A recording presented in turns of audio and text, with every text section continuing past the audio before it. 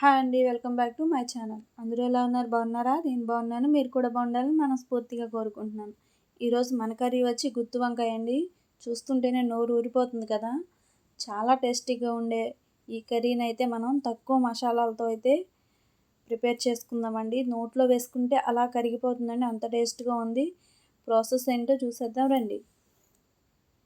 బౌల్లో వాటర్ పోసుకుని కొంచెం ఉప్పు, పసుపు వేసుకుని అయితే మనం పక్కన పెట్టుకున్న వంకాయలను అయితే పుచ్చులు లేకుండా గుత్తి వంకాయకి మనం ఎలా కట్ చేసుకుంటామో తెలుసు కదా!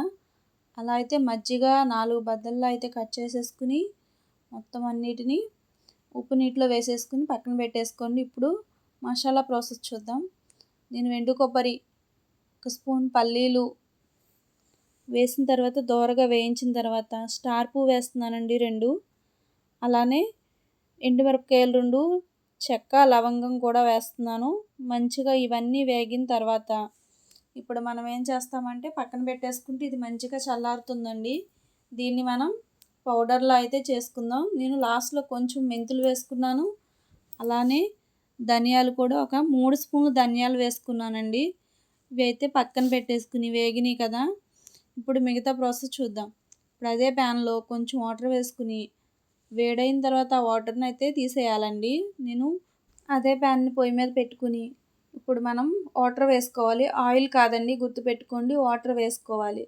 వాటర్ వేసుకుని దానిలో సరిపడా ఉప్పు అయితే వేసుకోండి. ఉప్పు కొంచెం ఎక్కువే వేసుకోండి. వాటర్ ఎంత వేయాలి అంటే ఆ వంకాయలు మునిగేంత వరకు వాటర్ వేయాలండి. ఉప్పు నేను కొంచెం ఎక్కువే వేసుకున్నాను.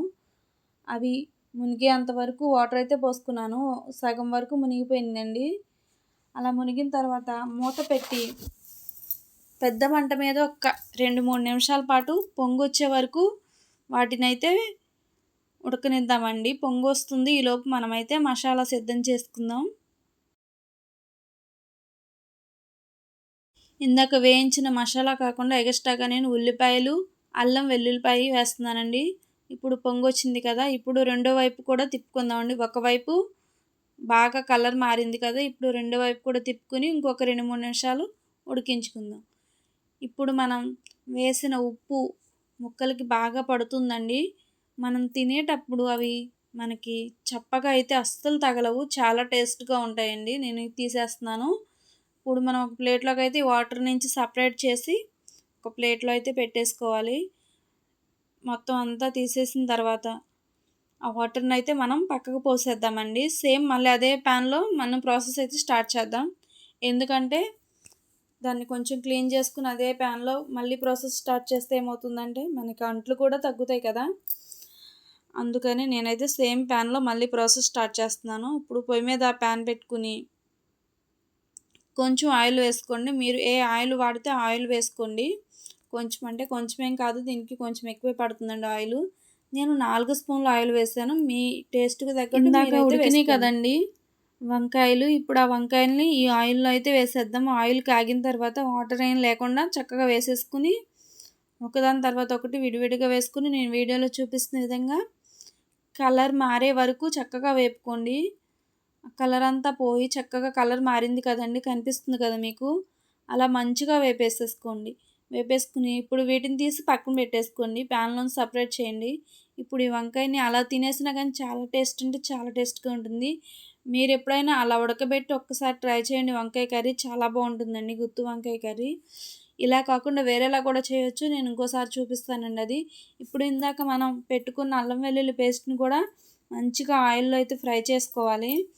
ఉల్లిపాయ ముక్కలు, మనం వేసుకున్న అల్లం వెల్లుల్లి పేస్ట్, మసాలా పేస్ట్ అంతా కూడా చక్కగా మగ్గిపోవాలండి. వాటరు అంతా ఇంకిపోయి ఆయిల్ అంతా సపరేట్ అవ్వాలి.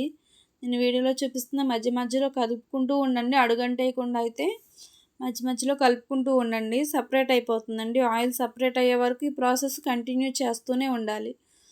ఇలా ఆయిల్ సపరేట్ అయిన తర్వాత చూసాక కనిపిస్తుంది. ఇప్పుడు దీనిలోకి సరిపడా ఉప్పు, కారం అయితే వేసుకుందామండి.